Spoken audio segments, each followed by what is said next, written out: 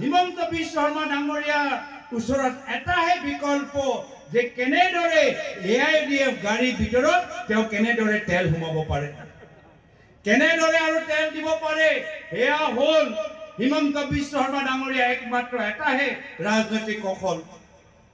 ৰাতি ৰাতি ফোন কৰে AIDF দলৰ বিধায়কসকল, তোমালোকে কি লাগে,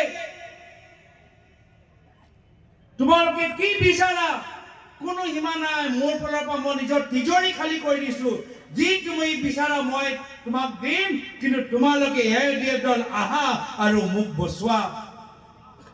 কিন্তু হিমন্ত বিশ্ব শৰ্মা ডাঙৰীয়া গম পোৱা নাই, হিমন্ত বিশ্ব শৰ্মা ডাঙৰীয়া গম পোৱা নাই যে যি AIDFৰ গাড়ীৰ ভিতৰত তেওঁ তেল ভৰাবলৈ চেষ্টা কৰিছে, সেই গাড়ীৰ টায়াৰ পাংচাৰ ৰকিবুল হুছেইন ডাঙৰীয়া যোৱা লোকসভা নিৰ্বাচনে কৰি দিছে। সেই গাড়ীৰ টায়াৰ পাংচাৰ ৰকিবুল হুছেইন ডাঙৰীয়া কৰি দিলে। এতিয়া সেই গাড়ীৰ ভিতৰত তোমালোকে 100 কোটি টকাও যদি তেল ভৰোৱা, সেই গাড়ী এতিয়া আগবাঢ়ি যাব নোৱাৰে।